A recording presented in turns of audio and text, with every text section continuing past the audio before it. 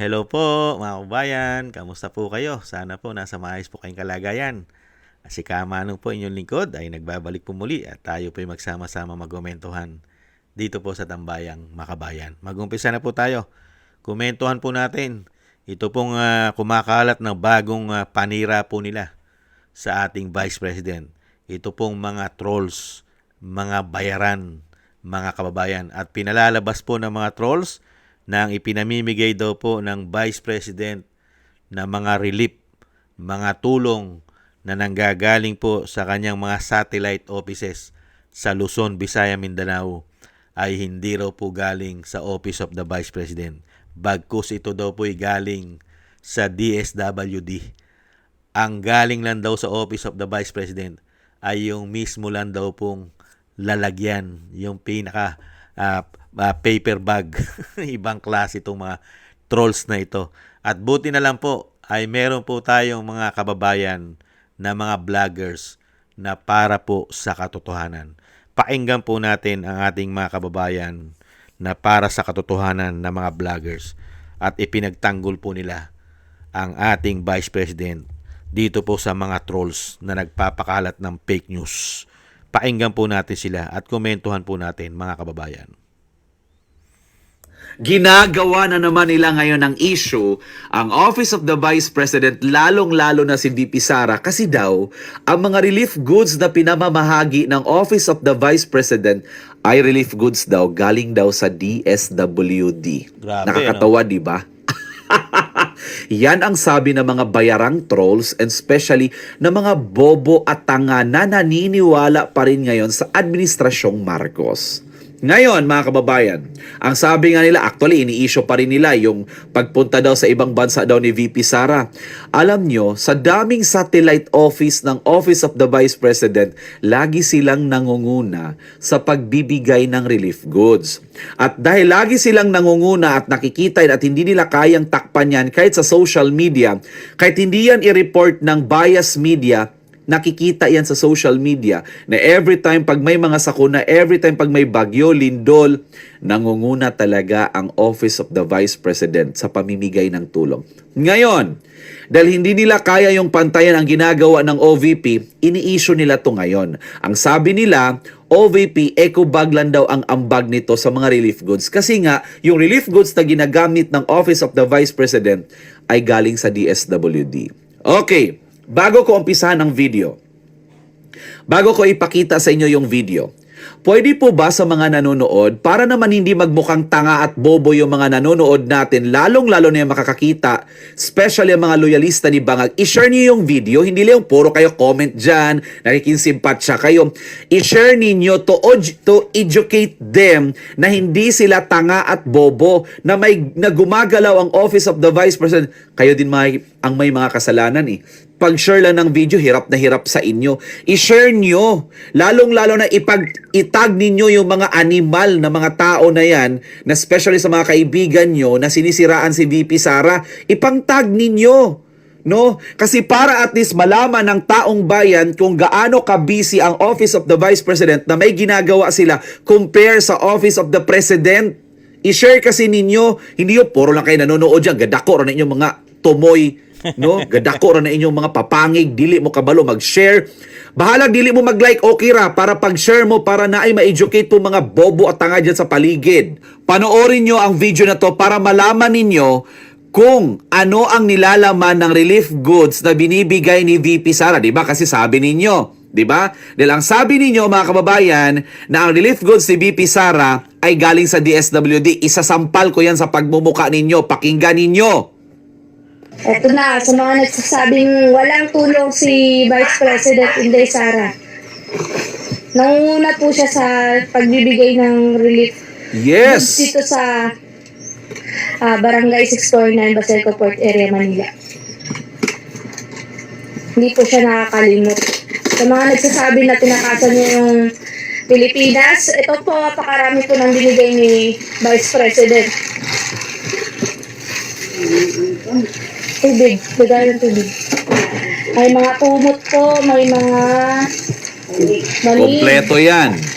Kulambo, chinelas, food pack siguro yan.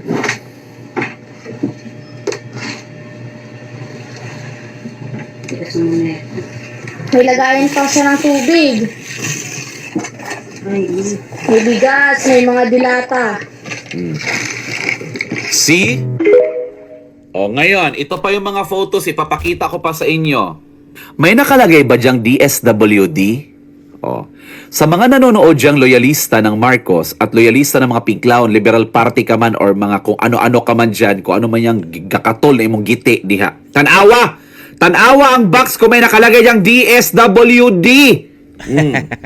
O, di ba? Wala. Nakikita nyo na? Wala pong nakalagay. Buti na lang po, nakita po ito ng ating mga kababayan na para po sa katotohanan. Hindi po ba? Talagang grabe po ang ginagawa nilang paninira sa Vice President. Ito pa po mga kababayan. Tingnan po natin tong isa pa.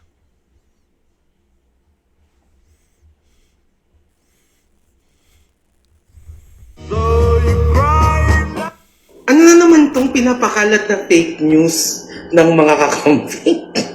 Ito, relief goods ng DSWD. Ito naman, eco bag ng OVP. Sana alam niyo ang difference. Ano? Relief goods ng DSWD? Suriin natin.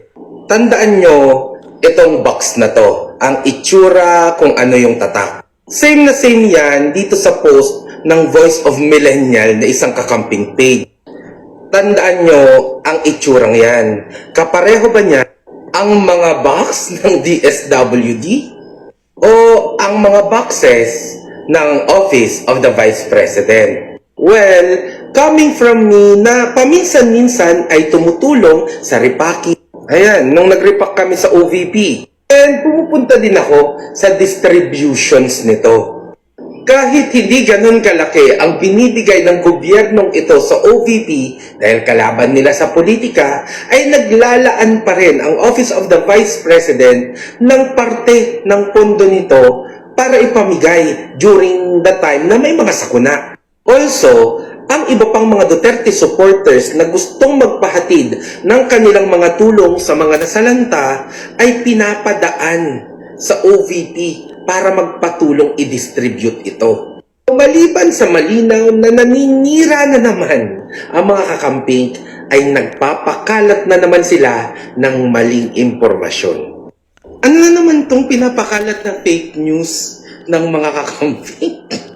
Ito, relief goods ng DSWD. Ito naman, eco bag ng OVP. Sana alam niyo ang difference. Ano? Relief goods ng DSWD? Suriin natin. Tandaan nyo, itong box na to, ang itsura kung ano yung tatak. Same na same yan dito sa post ng Voice of Millennial na isang kakamping page.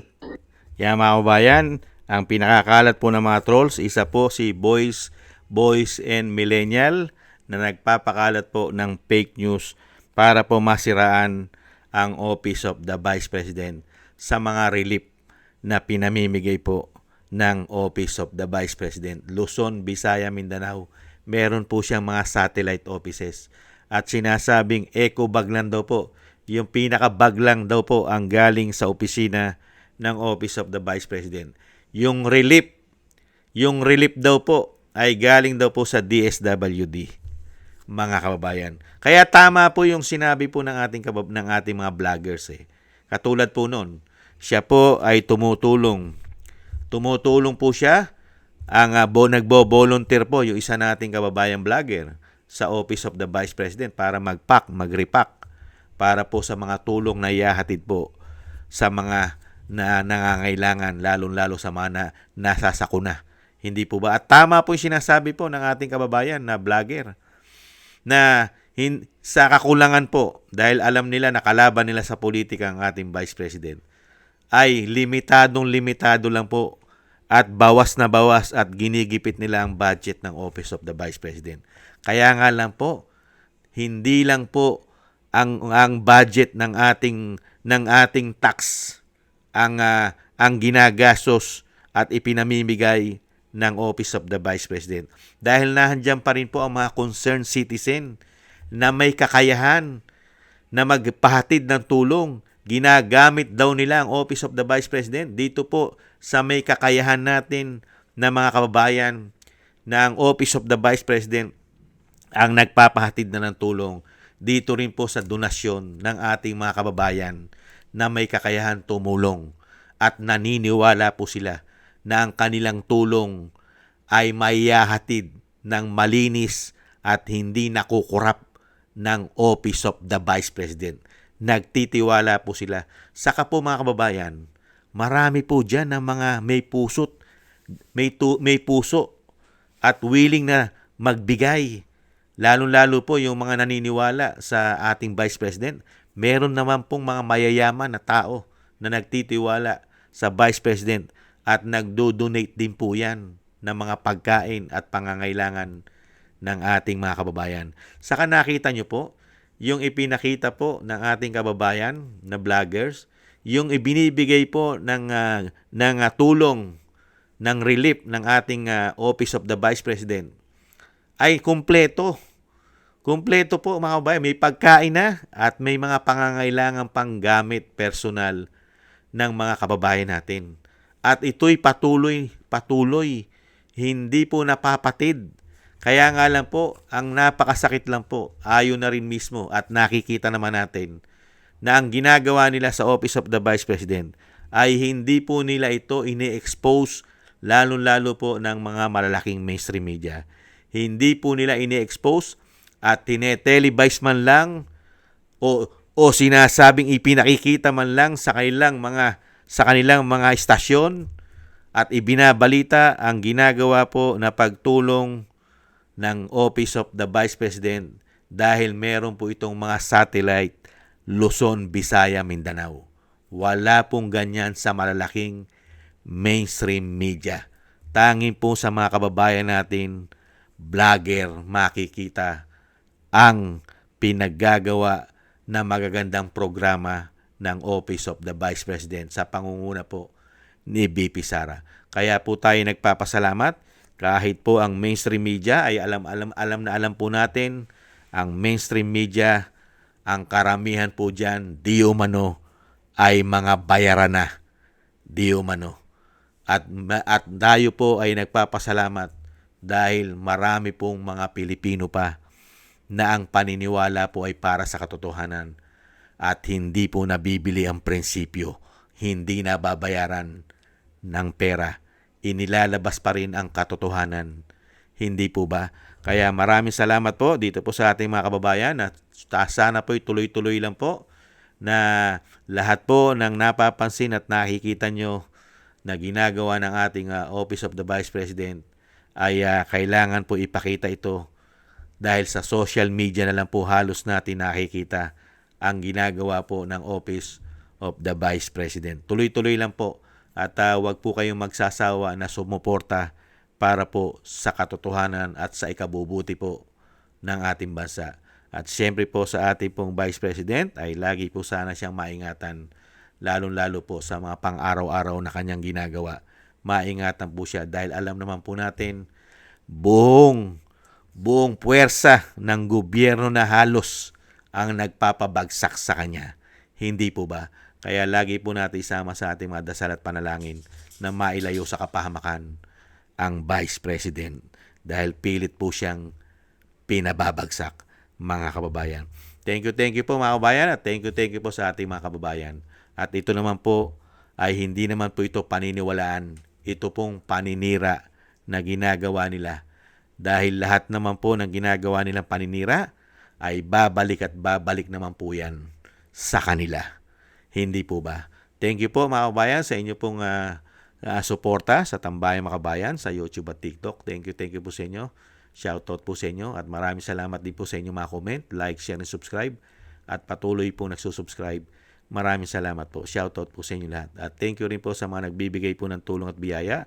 Shoutout po kay Eric Hershaw from Canada, kay Baby Roman at Isa from Cagayan Valley, kay Tatay Nick from Toronto, Canada, Jesus Valdepena, Rolando Guerrero, Felipe Shapno from Texas, USA, Ma'am LB Sermani from North Miami, Florida, USA, Mika Ligaspi, Frank Zamora from California, USA, at Romulo Di Vinagracia from Bacolod City. Maraming salamat po. Shoutout po sa inyo lahat at ingat-ingat po kayo sa inyo pong mga paggawa. At tiis-tiis lang po tayo mga kababayan at samahan po natin ang maraming dasal at panalangin nang tayo po maingatan sa kapahamakan. God bless po sa inyo lahat. Muli po, paalam. Bye-bye.